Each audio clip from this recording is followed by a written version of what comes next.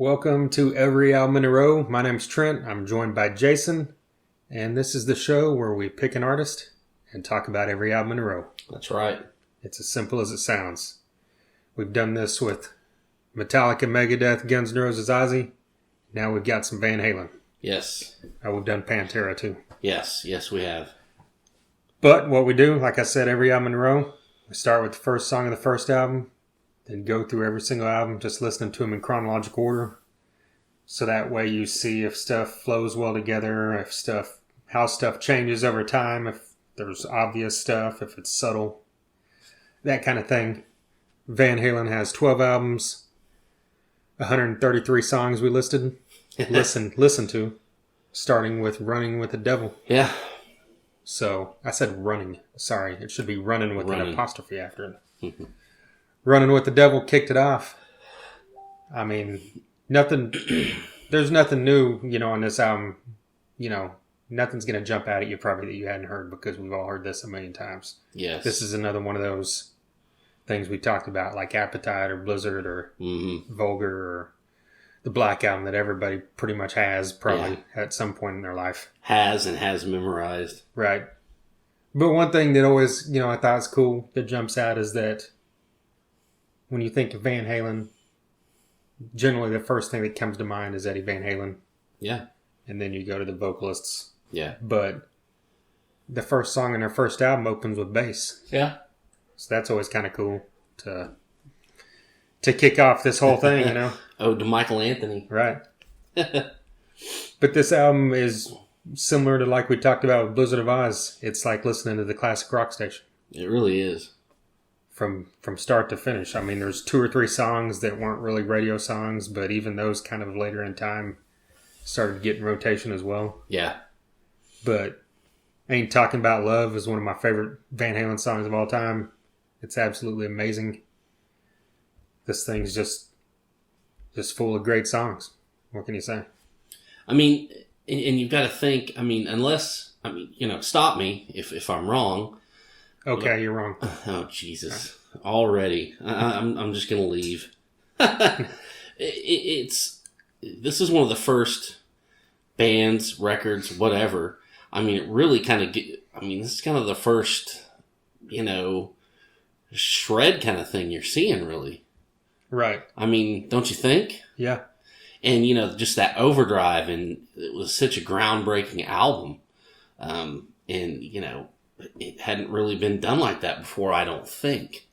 So that to me was, stood out about this album and this band. I echo what you just said. I mean, every song is a hit. It's a staple.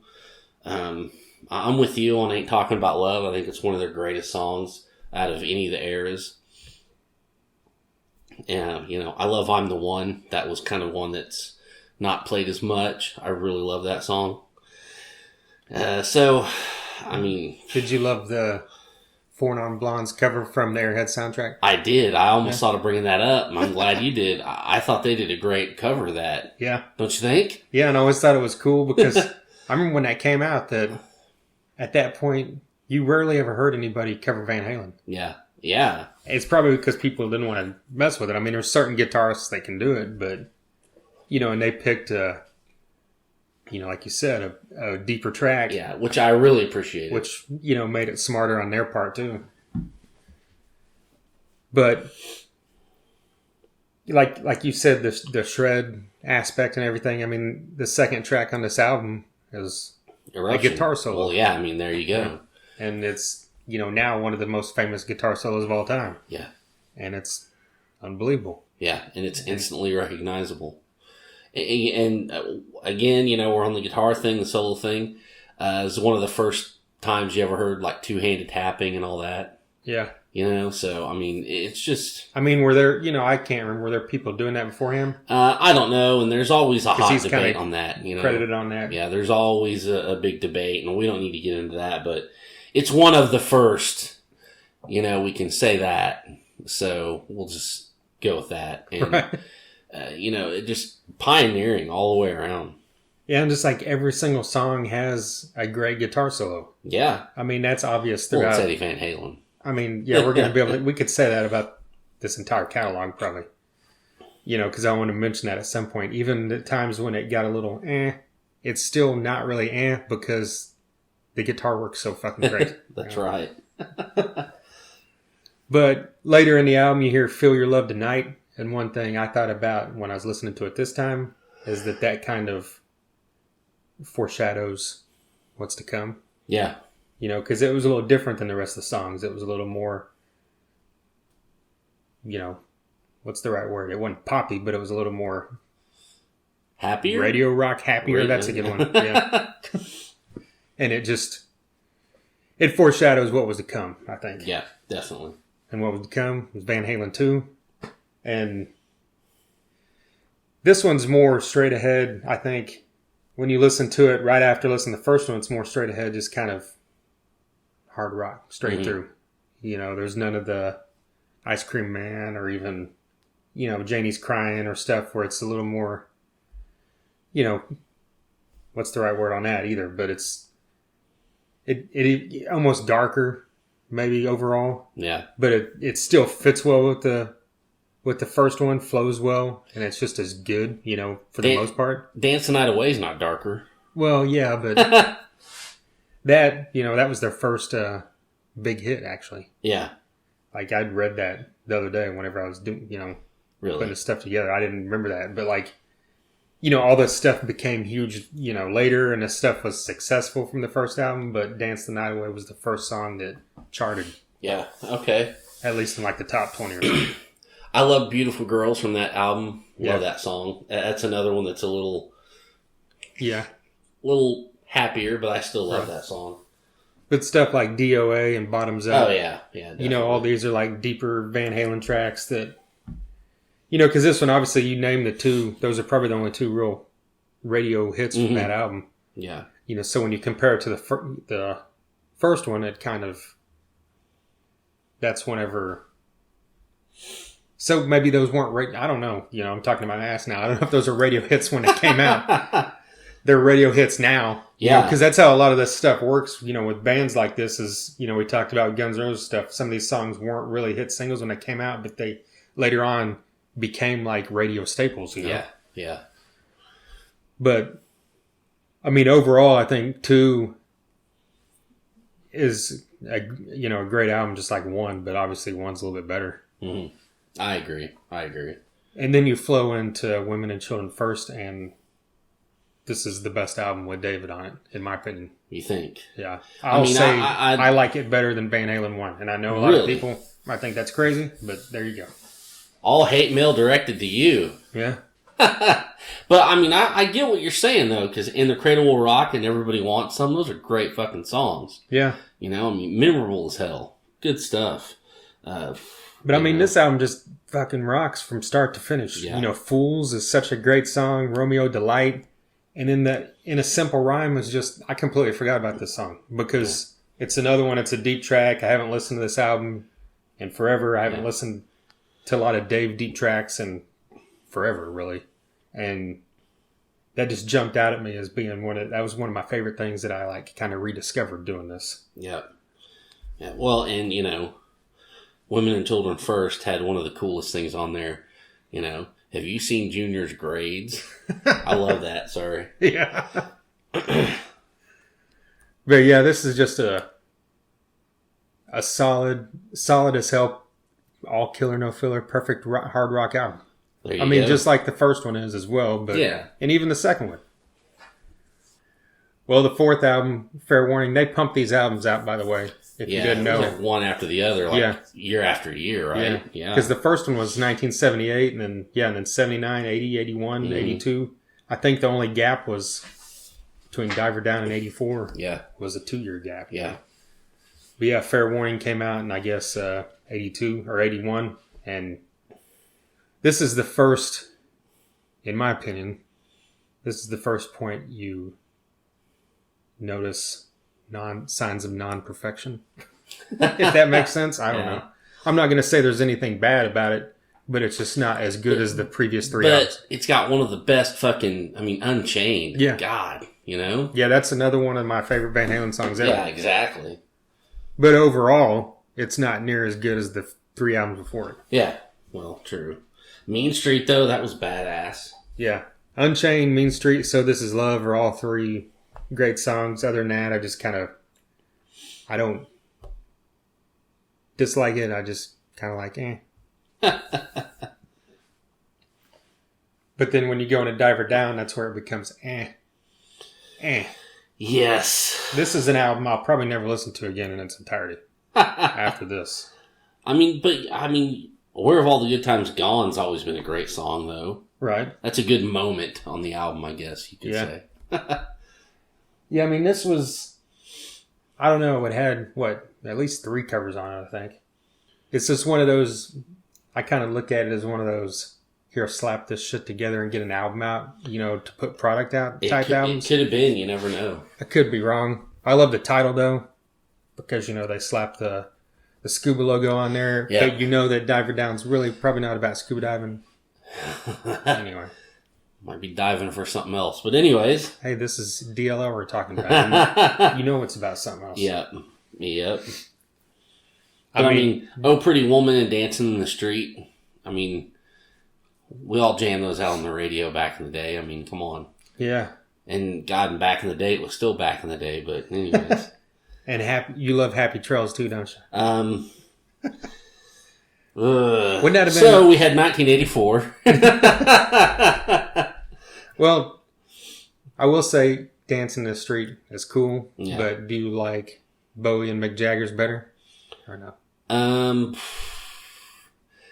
I think I'll go with Bowie and Jagger. Really? You kind of have to. Yeah. I'm going to bring this song and some other songs back up here in a bit. Yeah. I've got reasoning in my head. That's fine. That's fine. But then we go into what many people love, but is another Yeah. 1984. I don't know. Is it I mean... No, there's some great points, but Jump, Panama, Drop Dead Legs, Hot for Come on. If I ever hear Jump again in my life, it'll be too soon. Oh, God. This is my least favorite Van Halen song. This is something I want to say about this record. Not my least favorite Van Halen song. Something I want to say about this record, and, from what my memory serves me, was telling me, I was very young at the time, but just reading about it over the years, it seemed like a lot of people were pissed because there's more keyboards and stuff. That's what But I don't understand that because, there's like 2 or 3 songs of keyboards, but the rest of it, Panama, Hot for Teacher, Drop Dead Legs. I mean, come on. I mean, those are just classic hard rock songs. I mean, what the fuck are you people bitching about? It's the same people that bitch about, fuck, whatever. I don't know. It's just, I don't understand that kind of stuff. This is another one that's just like listening to the classic rock station again. Right? Yeah, well, yeah, it is. It really is. And, I mean, Drop Dead Legs is another song that's one of my favorite DLR era, or any era of Van Halen songs. Mm-hmm. And the thing about Drop Dead Legs is you could totally heard that on the next album. That's like a perfect song that Sammy could have sung. Yeah, and you can hear the way it's sung, the phrasing and everything it almost sounds like it would have been a Sammy song. There's a lot of Dave's stuff where it doesn't, Mm-hmm. But I said, and I just say that because Jump pisses me off, and it pisses me off because when I get in arguments with people about who's better between Sammy and Dave, and those people always bring up, I guess I'm jumping ahead now, but no, we're about to get to that point. This is our shit. We can do whatever we want. Right. People's argument is always not always, but a lot of times is that when it became to Sammy, they became more poppy or radio friendly and shit like this. And I'm like, what are you talking about? There's 2 or 3 songs maybe, but have you not heard Jump? Have you not heard I'll Wait? Have you not heard Dancing in the Street or Beautiful shit. Girls? Yeah. I'm like, same. I know. I understand, how, Love Walked In, or what's the other one from OU812? How can... Oh, God. The one that sounds just like Love Walked In. The other big ballad. When It's Love. Yeah, When It's Love. Yeah. I understand those are those are different. Yeah. Those are just power ballads.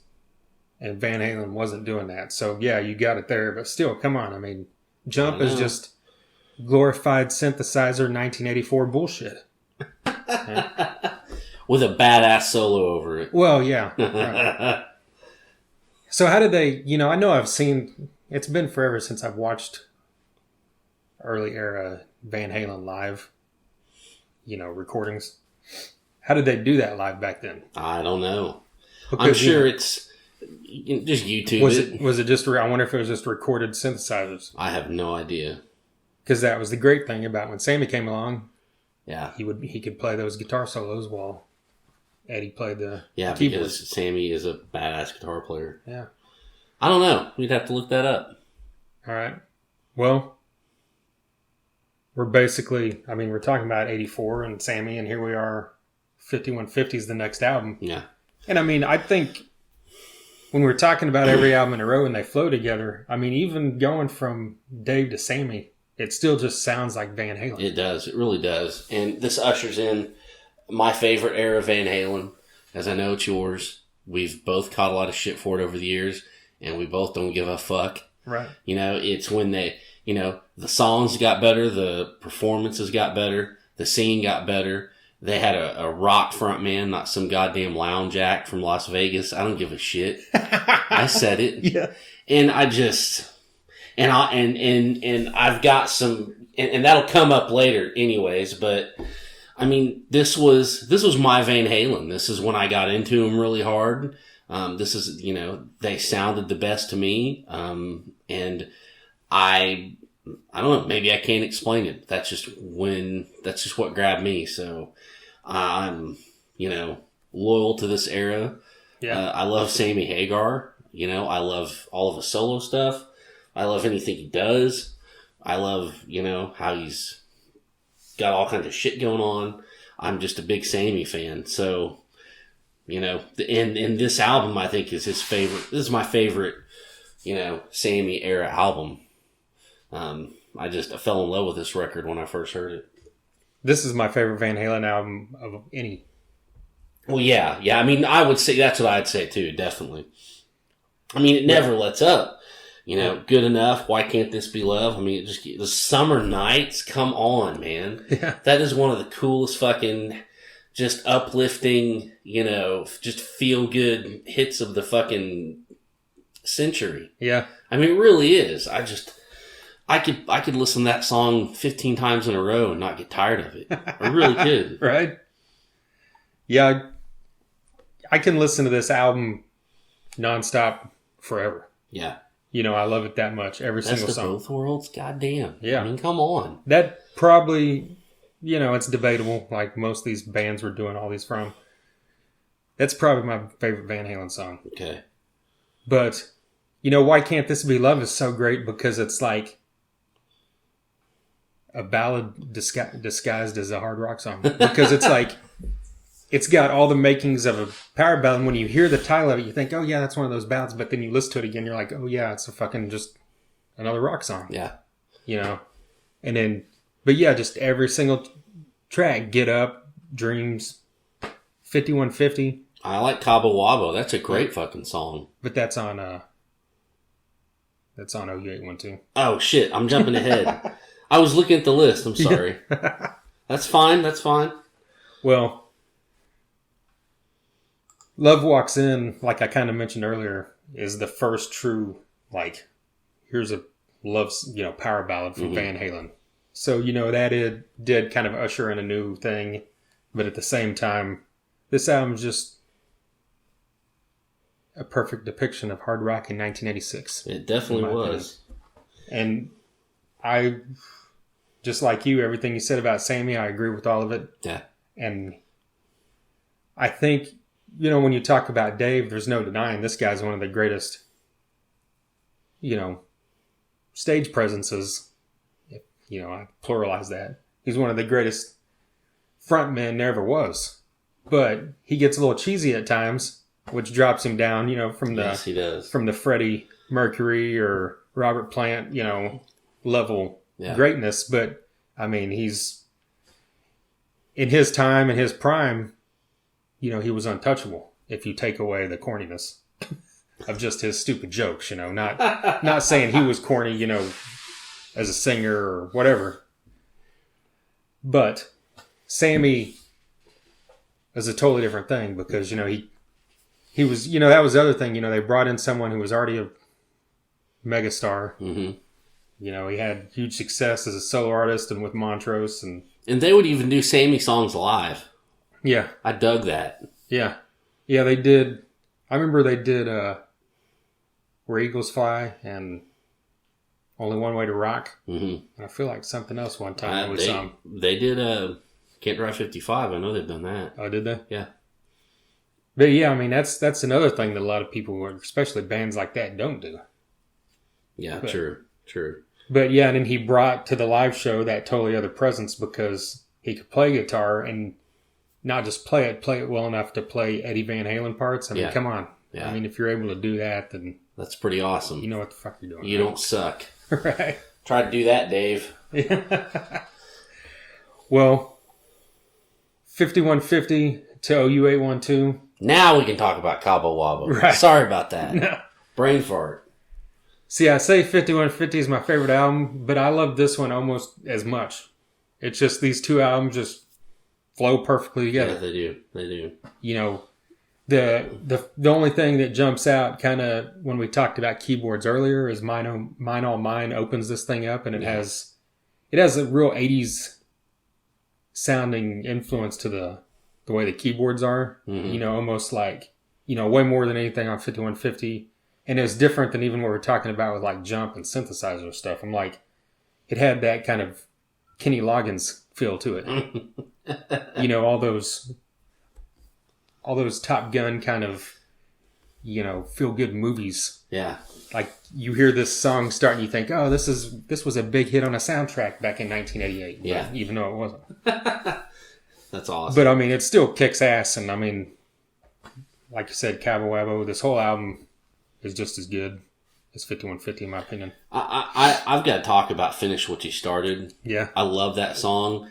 And I thought that was it taught me that you can still be a band can still be a band and do something a little different, Yeah. And it still, they kind of had a almost a country chicken picking thing going on, and they still sound like Van Halen. Yeah. So I thought that was really cool. I really enjoyed that song. Always have, always will. Yeah. And Sammy's got an awesome version on his album Light Roast from a couple years ago. There you go. Which is a fantastic album, by the way. Yes, it is. It really is. Whenever I was 13 or so, I thought Black and Blue was the greatest song I ever heard. I'm like, holy shit, you can have sex until you're bruised? That's amazing. Oh my God. I don't want to know anything about sex and you being 13. I'm just telling you, that was in my head. Oh God. But then, like you said, they did something different with Finish What You Started. Then AA Political Blues. Yeah. There's another one they did something totally different. Yeah. And then Sammy's singing this thing, and it doesn't sound like someone just being corny and singing a blues song. He sounds like a fucking blues singer. Why? Because Sammy Hagar can kick his ass. Yeah, because he's Sammy Hagar. He can do that. Right. Then you go into For Unlawful Carnal Knowledge or Fuck. If you want to get fancy. We're coming into the 90s here. And 1991. Yep. This one kicks off with another one of their greatest songs of all time. Yeah, Pound Cake. And then, it's another one you hear when you're 14 or 15. You think, holy shit, that's amazing. This dude's playing an electric drill on a guitar. My head's going to explode. Yeah, this is so cool. I thought that was the coolest thing ever. You need to bring that back. Me? Yeah. What am I going to do with it? I don't know. Start making music and bring it back. Oh, man. I'll think about it. But this is another album that is just solid as hell. Yeah. Oh, yeah. I'm going to say that again on the next one, I'm sure. But, the only song, Man on a Mission, I remember was released as a single. And even now, it's like, I don't really care much about that song. I don't dislike it, but it's like, it could be my least favorite Sammy Hagar song. Really? Yeah. But this whole album, Judgment Day, Run Around, Pleasure Dome. And then, of course, you got the huge hits with Right Now and Top of the World. Yeah, I mean, right now, talk about how, I mean, God, that was everywhere when we were kids. You couldn't get away from that shit. It was so, it seemed like they were as big as they'd ever been at that point, because that song was just so mainstream. Yeah, it was like, what, on the Olympics and shit? And then it was everywhere, like, yeah. You'd see it on TV with everything, and then they had that the big fucking video with all the socially conscious horse shit there, you know? Right? You know? Hashtag socially conscious horse shit, right? I'm going straight to fucking hell, right? If there even is one. But and it was even part of that Crystal Pepsi ad campaign. Oh, Jesus Christ. That stuff tasted like fucking alligator piss. Yeah. I'm sure it does now again. It came back out. That's why I haven't fucking tried it. I'm not trying it. I didn't like it back then. Yeah. Oh, shit. But, I mean, yeah, and like, right now is another song that was just different than anything else they'd ever done. And it's still... And it was still him. Still great. Mark of a great act. It really is. We'll roll it into balance. I mean, this is where it kind of got a little bit darker, I guess. Yeah. It's the times and all that stuff. I mean, it was like you said, it's the time, so it's probably the album they needed to make. And I mean, they didn't have huge hits off it, but I remember Can't Stop Loving You and Don't Tell Me What Love Can Do got played on the radio a decent amount around here, at least. Yeah, they did. And, you know, songs like Big Fat Money and Amsterdam were just, you know, fat as hell, no pun intended. Just huge, big rock songs. Yeah. Just great shit. Yeah, this is another one straight through. See, that's the thing. I mean, the 4 Sammy albums straight through, I could do that over and over. Yeah. And never need to skip anything. I'll even listen to Man on a Mission again. I don't care. Take Me Back, Deja Vu. That was a great fucking song. Yeah. God. Yeah, that's the kind of song that it's a sign of the times, but if it had been a little earlier, that would have been another probably huge hit. Yeah. But yeah, this one had, well, besides that, it had Feelin' and Not Enough that were both ballads and both good. And I mean, like you said, yeah, I mean, The Seventh Seal and Amsterdam are both kind of dark, but Amsterdam's a great song, like I said. Yeah. It sure is. And that guitar riff to open Don't Tell Me What Love Can Do. It's pretty awesome. Yeah. That shit never gets old. It never does. Never. Well, the Sammy era ended with Humans Being. Yes, which I think is one of the best songs they've ever done. I'd agree with that. I mean, it's heavy, and it's like really heavy for them, but it's still them. How many times am I going to say that kind of shit? Sorry. But I mean, that was such a cool fucking song. The solo was awesome. You know, I like the real syncopated. I fell in love with that song the minute I heard it. I was like, this, it's sad. I mean, it's sad because, you know, you just want more. But what a way to go out on this song. Really. Yeah. Yeah, that was the final song of like I said, the era. I mean, he recorded some stuff later we'll talk about, but it was on the Twister soundtrack.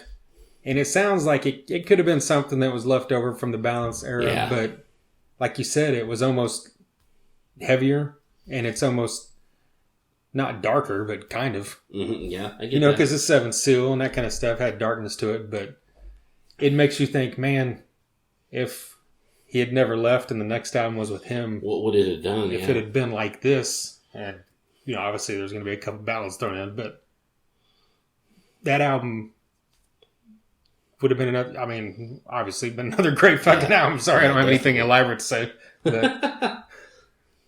but yeah, I mean, I can't express how great that song is. And if you don't remember it, haven't heard it, just go on YouTube and type in "Humans Being." Yeah, humans plural. I watched the video. Oh, really? Yeah. Does it have Twister stuff in it? No, I picked the version that didn't have Twister shit in it. Okay. Rip to Bill Paxton. Listen to Humans Being. Ripped. That's right. Well, shortly after that, they put out their first greatest hits album. And it had 2 new songs on it recorded with Dave. And these were the first songs they'd done with Dave since he left in 85. And this was 96, I think, or 97. I think so. I think it was 96 because it was before Sammy had left or right after or during that process. And those two songs were Me Wise Magic and Can't Get This Stuff No More. And I really like both these songs. I think Can't Get This Stuff No More is real classic Dave era Van Halen sounding. Yeah. Without sounding dated. Me Wise Magic, that chorus is a little more catchy, but the song overall isn't as good, I think, as the other one. But I think both these songs are probably better than anything that's on A Different Kind of Truth. Mm-hmm. But there are good songs on that we'll get to. But yeah. I mean, I don't know. Did you like those two songs? I heard them, and I don't know. I don't really remember much about them. I So hate they're to not be memorable? fucking. Yeah, I mean, I don't know. I'm not a. I don't know. I'm always back and forth with Dave, and I'm always back and forth just minute to minute. I don't know. I just Minute to minute, those yeah. songs didn't stick out to me, so I don't know. Yeah. Well, That's a dickhead move. I'm sorry. no, God hey, I damn mean, it, if they don't stick out, that's all you got to say. Well, 2 years later, they released Van Halen 3. I'll tell you this. Anything from Van Halen 3 is better than those two songs with Dave. No, that's not true. It is true. I like Van Halen 3. I'm going to get to that. But I they're do not. too. God damn it, Trent. Listen to me. Look, here's the thing. I'm admitted, before this happened, I was probably as big an Extreme fan as I was Van Halen fan. Mm-hmm. And I think when it happened, it made perfect sense. I mean, they're obviously Van Halen. They can get whoever they want. Mm-hmm. Yeah. So they're probably going to get a known person over some unknown guy. Yeah. So here we go. Got someone, and a lot of people bitch about it for not just because of the songs, but because of who it was. And my thing is, Gary Cherone is up there with the greats. Yeah, in my opinion, very underrated. Yeah, and obviously he, at times, might think he's Freddie Mercury a little too much. But if you got the voice to back up how great you are on stage, then fucking do whatever you want. Yeah. Well, and that's the thing. He's a great front man, and he can sing anything. He could sing the phone book. Yeah. And the thing about like an American Idol judge, but he could. The thing about that is he's got the perfect voice to sing both eras of Van Halen. Exactly. Because so that's why I thought it was such a good pick for live stuff, I'll tell you something. When I first heard about, he was going to be the singer, I knew it wouldn't last. Yeah. I'm open to it. You're open to it. But most of the mainstream public isn't. They don't want some guy from quote unquote hair band, which there really weren't, but that's what everybody thinks. And, and with such, monumental eras as David Lee Roth and Sammy Hagar, I just knew it wasn't going to fly with people. Musically, I thought it was great. It seems sometimes, my only complaint about 3 is it seems like sometimes they said, I could just imagine Eddie in the booth going, okay, try to sound as much like Sammy Hagar as you can right here. Yeah. I noticed that at times. I thought about that when I was listening to it, and I forgot until you just mentioned that. Mm-hmm. But Without You is a great song. I love One I Want. Dirty Water Dog. I even like Josephina. Fuck off. I liked it. Deal with it. I don't care. Yeah, I like Ballad Over the Bullet. His tone is just just mean and growly, and I just love I love the guitar on this record. I really do. The stuff from Gary Cherone is mean as well. It's it is. I mean, he had already, with the last Extreme album, Hip Today, got a little more aggressive in his singing style. Mm-hmm. And I mean, that carried over into what, was happening here because it blended well with, like you said, the mean guitars and stuff. And I mean, I don't think this is a great album, but I think it's good, and it's definitely worth listening to again. And I'm glad I did. It's been quite a while. Yeah. But I mean, I don't know other than, no, it would have been cool as hell, I think, to be able to see that lineup live. I would think so too. I've listened to a bootleg before. I don't know if I've ever watched anything or not, but he sounded fucking great on all this stuff, just like you imagine he would. Mm-hmm. Yeah, definitely. But I mean, what do you think there's anything that could have made it more successful if they had just kept pushing on? I don't know. You like never just said, know. we're riding this shit out and made like 2 more albums and like carried it on like 10 years or something. I don't know, man. That's a good question. Because, supposedly he quit, but I still don't believe that. Yeah. That's a good question. I don't want to say because I don't know. I could have seen it either way. Yeah. Who knows? But going back to what we talked about the earlier stuff, I mean, this album, it just keeps what we're talking about here with every album in a row. It just kind of flows well out of everything else. Like when you go from, technically it was Balance was the last album. So when you go from that to this, I mean, the shit just, it's not like anything's drastic and all of a sudden you're like, who the fuck is this? Yeah. It's Eddie, Alex, and Michael Anthony and Average New Singer. Yeah, and I mean, it's just, like I said, his tone, there's riffs all over that record. I liked it, so. Yeah. Well, several years later after that, in 2004, they released another Greatest Hits album, like a double album this time, full of Sammy and Dave, but not a single song from the Gary Cherone era. And it had 3 new Sammy songs on it. It's About Time, Up for Breakfast, and Learning to See. Yeah. And all 3 of these songs are great. In my opinion, they're I better thought than Up for anything on Breakfast 3. is really Sorry. Cool. Huh? I think they're better than anything on Van Halen. Yeah, I would agree. But that's just it's Sammy, so come on. As much as I love Gary Cherone, and it's just when you think of, I'm talking about song quality overall. Yeah, well, I really dug Up for Breakfast. Yeah. That was a great song. Yeah, I think all 3 of them are cool, and it was cool to have it back there for a minute. Yeah, and you've got Sammy, and he's on the song talking about equating breakfast to getting laid. Yeah. I mean, that's like one of the 2 greatest things in the world. Right. So, I mean, come on. And Sammy knows that. Sung by one of the greatest singers in the world. I'm sold. Here, take my money. Well, about 8 years passed before we got some new music from Van Halen, and A Different Kind of Truth came out in 2012. And kind of like I just said about everything else, it sounds like Van Halen. Mm-hmm. And I mean, I think, when this came out, I read stuff people said on Facebook. I read reviews, and I think it was more positive than negative. But overall, it didn't have a lasting effect, I think, on anybody. It didn't seem to. I know that, excuse me, I remember hearing that, a lot of it was really old demos from back when he was in the band before. Right. Which is a cool concept, cool idea, but at the same time, I don't know. Well, who knows? I thought it was a pretty good record. I mean, I like Tattoo. I think that was a good song. As Is, Bullet Head, Yeah, I didn't. Big River was a great song. I liked it.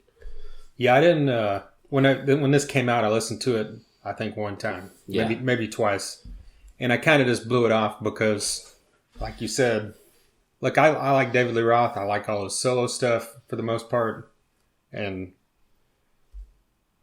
I love Van Halen, from beginning to end. Yeah. But I still love Sammy more, and I just wish he was there. That's where it's coming from, probably. Right. So it's just a biased view, you know. I admit, we're biased, but it was a good record, and it seemed people didn't really give it too much of a chance, but it was all right. So I think they should have Michael Anthony back, which we need to talk about how he's like the secret weapon of that band.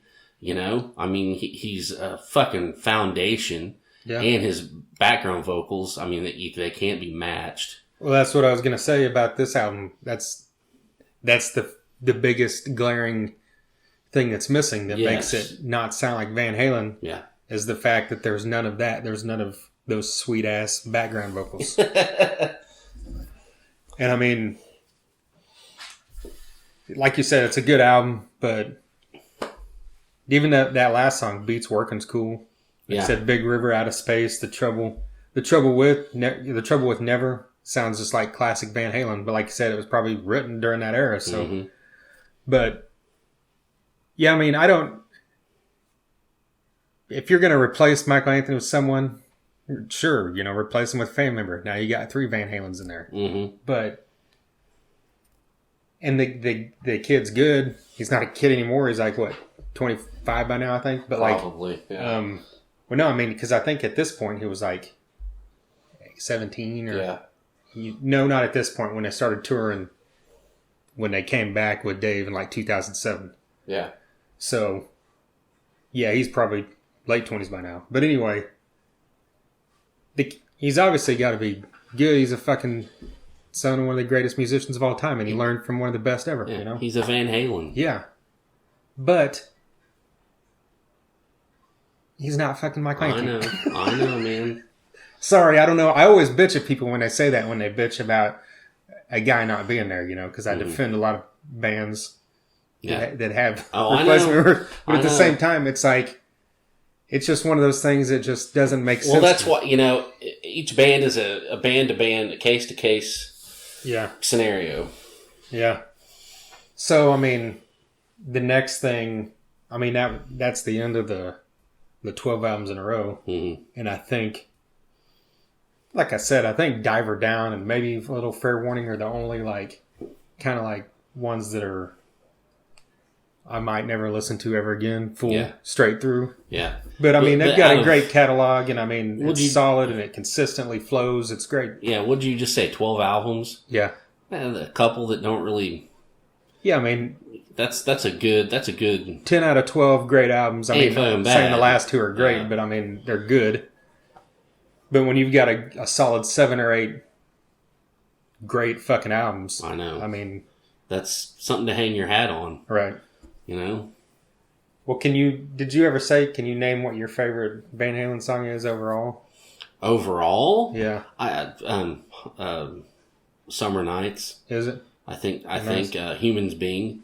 I think those are probably, I can't tell you, those are two that are like neck and neck. I don't know that one's over the other. Yeah. I mean, really. And then it just goes from there. Finish What You Started.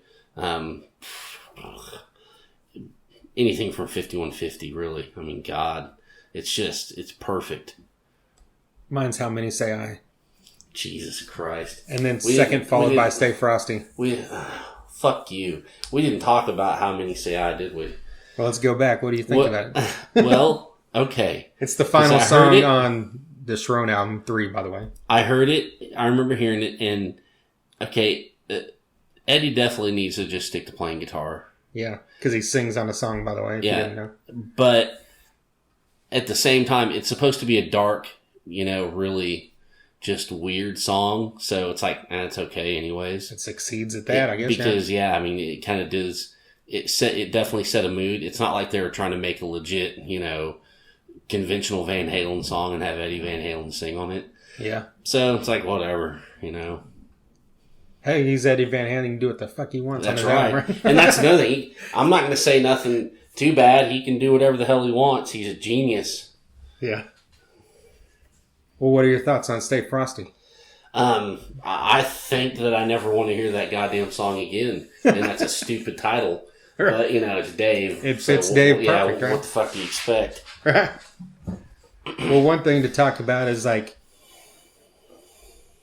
if they ever do another album, obviously we hope, I'm sure both me and you hope it's with Sammy. Yeah. Do you think they will do another album? I don't know. Who knows? Because I can't imagine they're going to go the rest of their life and not make new music, but... Well, shit, this one, though, the Different Kind of Truth was, 5 years ago already, wasn't it? Yeah. I don't know. Who knows? See... I mean, fucking Sammy's 70. Yeah, that's crazy. I know. So I think he's 70 later this year, right? Or is he already? He's close to it. So I don't know, man. I don't know what they're gonna do. He looks better than me, and he's twice. I know. He's almost twice as old as me, and he looks better than me. Yeah. I know. We suck. Well, the one thing to bring up, I think, is there's these rumors now because Sammy made this comment in an interview that he would love to do a tour. Yeah. Where it was both him and David Lee Roth on tour with Van Halen. And they both did their airs of the songs. And he Michael Anthony back, all that shit. That's he even made a comment about back and forth, which would be kind of a nightmare, I think. But, you know. Yeah. Anyway. And he didn't even want to get paid for it. Is that what he said? Yeah, he didn't need the money. Well, he just wants to do it for the fans. Yeah. And see, here's the thing. For the fans and for the nostalgia and for the idea, that sounds great. But for me, I don't want to fucking see that happen. I agree. Because one thing needs to happen. Michael Anthony, Alex Van Halen, Eddie Van Halen, Sammy Hagar, and that's fucking it. On stage, touring the world. That's all I want to see. Yep. Why? Because Sammy Hagar at 70 is still better than most people at 25. Yeah. And David Lee Roth at 61 or whatever, however old he is, right now is not good. No, I watched some videos of him, of them playing. He sounds decent. I mean, and I don't hold these guys to the fire of, they need to be able to hit every note. Right. These guys are in their 60s. If they can't do that, that's fine, as long as they sound decent, whatever. But, he's fucking doing all of his stupid little fucking moves, and he's talking in between the songs, and he's talking during the songs way too much. It's like, get the fuck out of here. Go back to Japan, dude. I mean, Right. seriously. And I don't think that kind of scenario will happen that we're talking about that Sammy wants, because Eddie and Dave's egos are way too big. They just can't handle it. Yeah, I don't. They can't fucking handle it. It would be like them saying, okay, we give in, let's do this. And they're never going to do that. They're never going to do it. And Dave is definitely never going to do it because he knows he'd get blown off the stage every night. Exactly. That's what I was going to say. I think I can see Eddie Van Halen saying, okay, let's do a tour with Sammy. Mm-hmm. But I don't see him saying, let's do a tour with both these guys. Yeah. And like you said, Dave would be smart to not do it. But I'd pay to see Dave with Steve Vai and Billy Sheehan and Greg Bissonette. Yeah, well, that's a completely different story. I'd like to see that too. Because, that was supposed to happen. Yes. And at the end of 2015, because 2016 was the 30th anniversary of Eat 'em a Smile. Mm-hmm. And it ended up getting canceled right before for some reason. That's right. And they haven't rescheduled them. And it's another thing. I mean, sure, he's probably going to be cheesy, but just to see that band, it'd be unbelievable, Yeah, it would. I mean, it really would. I don't know that we're going to get to, but yeah, man, that would be something. But I'm fully convinced we'll see Van Halen on stage with Sammy Hagar. Really? Yeah, I really think it's going to happen with Michael Anthony, and I think it's going to be sooner than later because, we all know Wolfgang's off doing his thing right now, and they've made their niceties and stuff in the past year. We talked about that before. Where, Sammy tweeted Eddie and said happy birthday, and then he responded, and from there they supposedly talked or something. And Aww. hey, I'm just saying it happened. And Well, you know that Michael Anthony and Alex Van Halen talked on the phone yeah, okay, that's what Yeah. it was. They talked, yeah. not too long ago. Yeah, They didn't talk anything about music, just how each other was doing, so right. that's something we'll see. So yeah, I imagine that's going to happen, and I will drive for it. Oh yeah, I will too. I'd drive quite a ways for that. Yeah, because it's been since we saw that lineup in '96 Yeah. in Oklahoma City with Skid Row opening Yep. one of their final shows with Sebastian. Yeah. Yep. And that was a great show. Yeah. Well, we did 133 songs from Van Halen, including Stay Frosty. It was tough. Yeah. Old Stay Frosty was tough, but I did it. Yeah. But overall, with 133 songs, if there's only 2 or 3 that were tough, I think that's a great damn thing. Yeah, it's not doing bad at all. Right. But like I mentioned at the beginning of this, hit subscribe. We do these things at least once a week now. We've got previous ones for Pantera, Metallica, Guns N' Roses, and Megadeth. And then what do we got coming? What do you think? You're the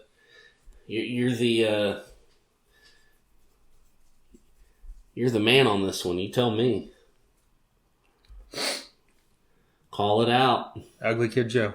Oh shit. Okay, we'll do that. Let's do it. I'm down. I don't know. You think people will listen? I don't give a shit. We're gonna do it anyways. You want to do it? Hold on. Fuck Did they yeah. have 5 albums? Well, Yeah, they do they do. now. Yeah, because the last 2. Well, yeah, they do. Okay. Well, fuck it. Let's do it. Little Red Man, goddammit. Yes.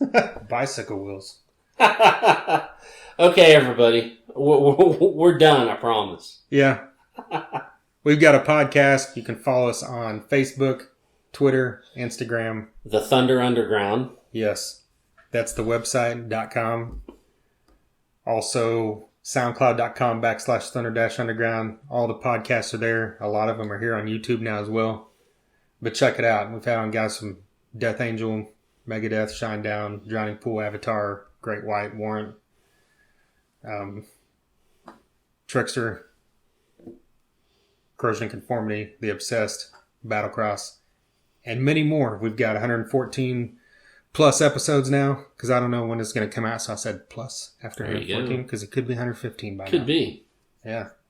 Anyway, subscribe, and we'll see you next time. Thunder Underground, y'all.